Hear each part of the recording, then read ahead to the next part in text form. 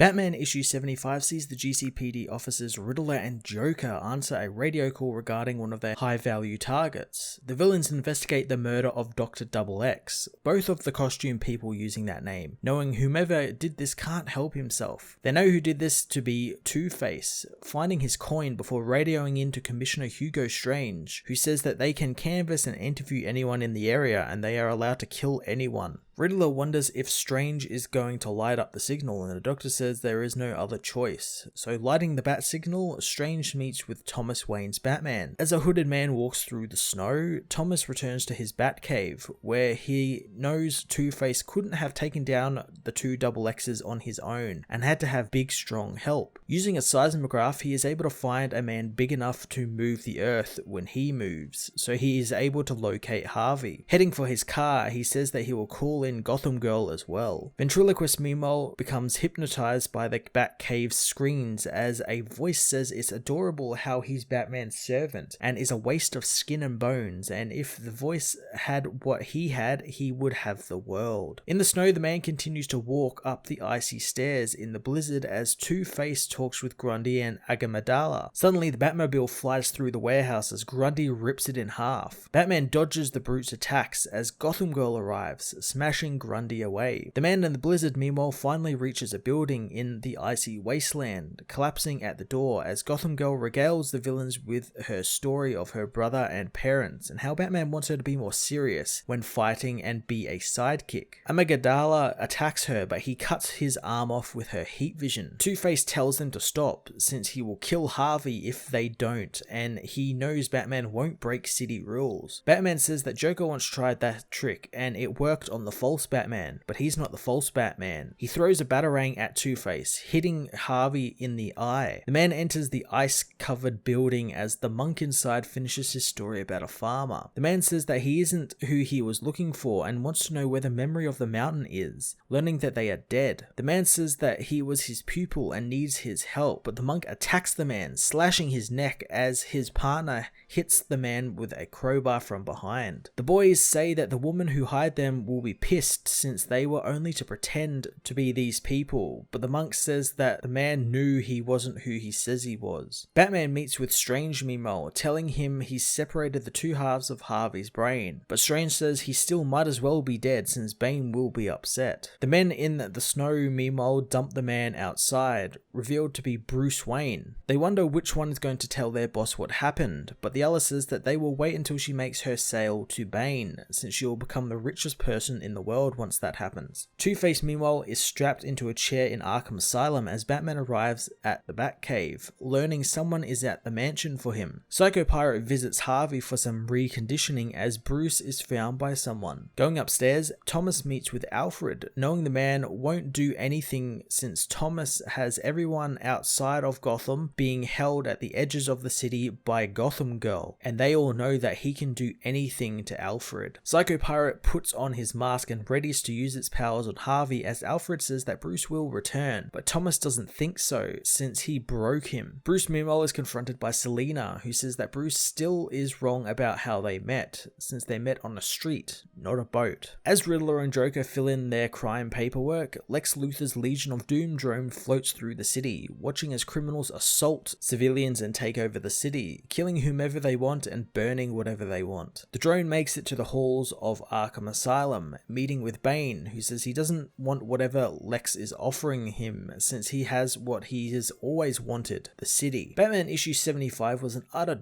dogshit pile of an issue. Like, holy fuck, this issue was absolutely terrible. Firstly, there's the fact that this would never be allowed to actually happen. Villains taking over a whole city and becoming the police, the courts, the government basically of this city. Since every other hero on Earth and probably the DC universe would be there to stop the villains and this new Batman. And Gotham Girl, who apparently is keeping everyone at bay at the edge of the city, wouldn't do shit against them all. The issue just glosses over that sort of stuff that it actually needs to talk about when you're doing something like this. It's almost as if the writer doesn't know what they are even doing or even planned this story out at all. Then there's the almost parody level excuse for how Thomas tracks Harvey. He uses a seismograph to track the footsteps of Grundy. Like, why isn't that like like an actual thing to always track Grundy. That's just so pulled out of someone's ass excuse. It's absolutely awful. Then Bruce is found by Selina, who for some reason now wants to save him after all this time, or wants to come back to him after all of this time. Again, they continue to reference how they really met. And again, who the fuck cares how they met, or why they met on a boat or a street? It has no weight to anything and doesn't make anything better or worse. There's no reason for that to always be referenced. This whole issue was fucking laughable, and people who find this pretentious high school writing new or interesting or different must really have a brain injury, because it is absolutely awful. I'm not going to give this issue a score.